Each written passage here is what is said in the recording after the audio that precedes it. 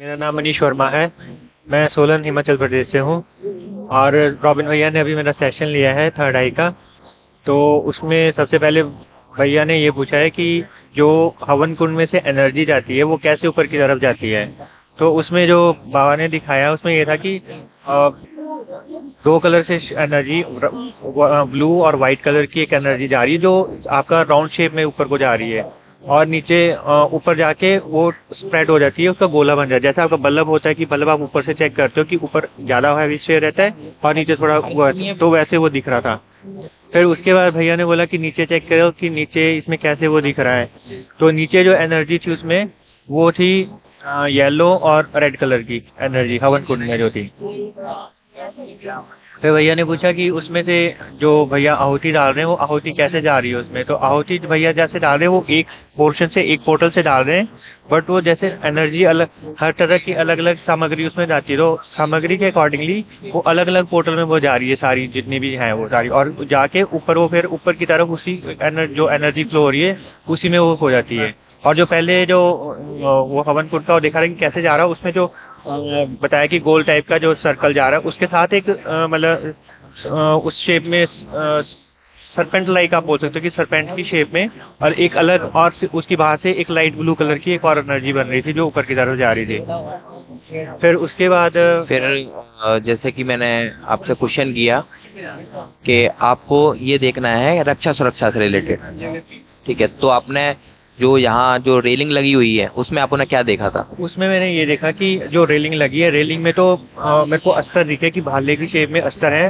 वो चारों तरफ वो उसको घूम रहे हैं उसके और हवन की रक्षा कर रहे हैं। और उसके अलावा उसमें अलग अलग शेप के अस्तर घूम रहे हैं। जैसे आपका सुदर्शन चक्र हो गया, आपकी गदा होगी, आपके क्या नाम दूसरा त्रिशूल हो गया। तो अलग अलग तरह के कई शेप्स ऐसी थी जो हम आइडेंटिफाई भी नहीं कर पाते। तो इस तरह के अलग अलग शेप के उसमें अस्त्र शस्त्र घूम रहे थे, ऐसा दिख रहा था। और और जो एनर्जी थी फॉर्म, वो फॉर्म ऐसे दिखा कि जैसे आपका कोई राउंड शेप में जैसे आप रस्सी फेंकते हो और आप बोलो कि चाबुक जैसे हट्टर होता है, आप एकदम घुमा के लगाते हो, तो वैसे पूरी एनर्जी में एक पूरा गोला लग रहा था उसका, मतलब उसकी तरह से। और इसके बाद में जब आपने हवन कुंड के जो दो बाहर के पोल हैं वहां पर आपने जो रक्षा सुरक्षा के जो दूत देखे वो कैसे थे, क्या था उनका, बताएं आप। वो दो जो भैया के सामने वाले जो पोल पे देखने को बोला था आपने, वो इतने बड़े थे, वो ब्लैक कलर के दिख रहे थे बिल्कुल। और मतलब पोल की तरह दिख रहे थे, बट पोल पोल से भी काफी लंबा। मतलब आप आकाश तक भी नहीं उसको इमेजिन कर सकते कि इतना ऊपर वो होंगे। मतलब वो मतलब देख ही नहीं पा रहे थे कि इतने इतने इतने ऊंचे करके थे वो।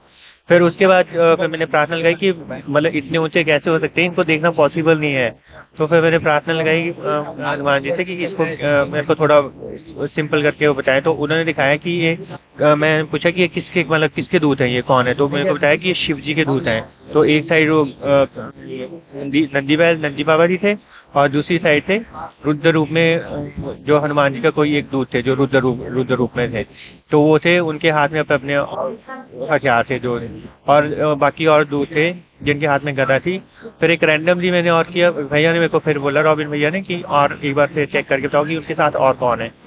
तो ऐसे तो कोई आया नहीं, बट इंट्यूशन से आया वहां पे कि 8 भैरव वहां पे और साथ में है जो रक्षा सुरक्षा कर रहे हैं अपने रुद्र रूप में लेके। और उस तरह से वो मतलब भैरव सिंपल भैरव नहीं, वो मतलब रुद्र रूप में ही वो भी सारे। और उनके हाथ में औजार हैं पूरे, अपने शस्त्र शस्त्र सबके पास। बहुत बढ़िया तो ये मनीष देखा भाई, है आज के सेशन में। बहुत अच्छा अनुभव रहा आपका। जय सिया राम। मैं रिचा, नोएडा से। रिचा बहन, आज सबसे पहले जब आपने हवन में देखा कि हवन कुंड की जो ऊर्जा है वो आपको कैसी दिखी, आप उसके बारे में बताएं। आज जो ऊर्जा देखी वो बिल्कुल वाइट से कलर की थी और वो गोल गोल होती हुई ऊपर की तरफ निकल रही थी।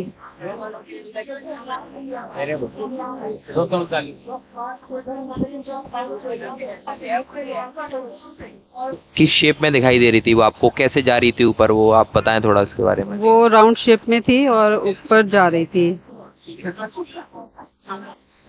और इसके बाद में जब आपने जब रेलिंग को देखा वहां की रक्षा सुरक्षा कैसे क्या दिख रही थी उसके बारे में बताएं आप। वहाँ की जो एक लाइट थी रेड से कलर की वो थी। रेलिंग तो तीन जगह वो दिखाई देती है। ऊपर जो एनर्जी हमें दिखाई दे रही थी वो चारों तरफ थी, जो कि रेड कलर की थी। और रक्षा सुरक्षा का ये था कि अगर हम उस रैलिंग को पकड़ते हैं तो वो जो एनर्जी घूम फिर के वापस उसके पास आ करके वो सीधी अर्थ में जा रही थी, और फिर जो नेगेटिविटी है वो तो वहां से निकल रही थी, और जो भी तंत्र मंत्र है वो सब वहीं से निकल रहे थे। और फिर रैलिंग से ही जो पूजा, जो वहां पर हवन होता है उसकी एनर्जी से या ऊपर से जो भी आती है, तो वो पॉजिटिव से भी जो पकड़ता है वो उससे भर जाता है, ऐसा महसूस ठीक हुआ। है। और रक्षा सुरक्षा के लिए वहां पर आपको कैसी लेयर्स या कुछ क्या दिख रहा था आपको रक्षा सुरक्षा के लिए, वो बताएं। हवन कुंड का तो जो लेयर थी ट्रांसपेरेंट थी, स्क्वायर में थी, और वो बिल्कुल अनंत जा रही थी ऊपर तक, बिल्कुल वो पहुंची हुई थी, उसकी कोई छोर नहीं थी कहाँ खत्म हो गया था। और रक्षा सुरक्षा में ये भी था कि गोल गोल ऐसे कांटे वाले तार होते वो चारों तरफ थे, और त्रिशूल भी लगे हुए थे, मतलब त्रिशूलों से भी रक्षा हो रही थी उस पूरे। ठीक है।